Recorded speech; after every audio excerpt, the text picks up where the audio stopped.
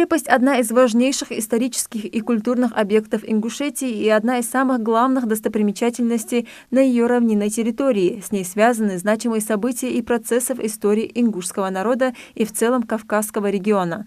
На основании трудов историков следует, что после трехдневного сражения войск имама Шамиля с царской армией, оборонявшей крепость, в апреле 1841 года она выстояла. После окончания Кавказской войны в 1859 году Назрановская крепость утратила свое военное назначение и превратилась в место заключения горцев, выступавших против царского режима. После она стала одним из центров борьбы за советскую власть в Терской области. Основные сюжеты истории строительства и функционирования Назрановского укрепления в своем докладе отразил директор Государственного архива республики. Весь материал, представленный на конференции, основан на материалах Госархива региона. Мы на основе тех документов, материалов, в том числе в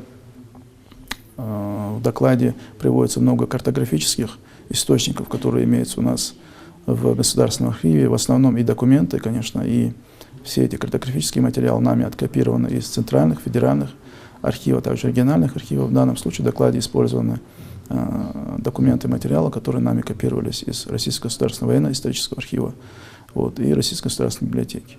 Значимость памятника здесь рассматривают и с археологической стороны. Так, доклад Умалата Гадиева посвящен Гамурзиевскому городищу, которое находилось в границах крепости в том числе. На его территории исследователями выявлены различные археологические артефакты, которые доказывают, что там, начиная еще с эпохи бронзы, жили люди. Они вели оседлый образ жизни. Археологами доказано, что жители крепости в то время вели многогранную жизнь. И такую ценность терять ни в коем случае нельзя.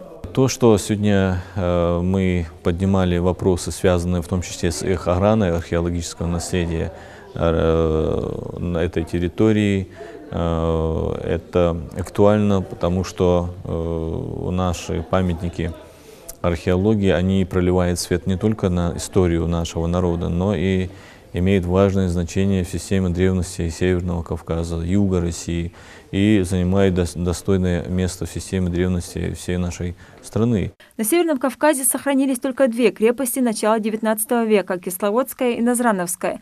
Местность, где расположена крепость, возвышается между речью Сунжи и Назранки, являясь стратегически важной, и поэтому в различные периоды истории здесь располагались укрепления. Сейчас уникальный памятник разрушается на глазах, нуждается в реставрации. Чтобы еще раз напомнить о состоянии исторического памятника, сегодня и собрались научные деятели Ингушетии.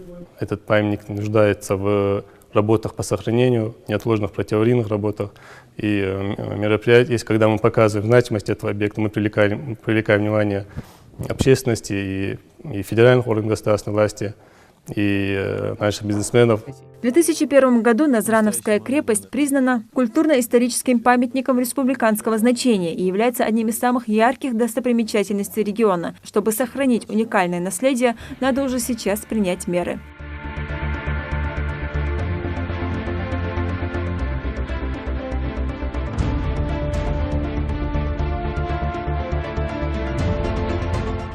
Лейла Гайсанова, Гапурчах, Киев. Новости 24.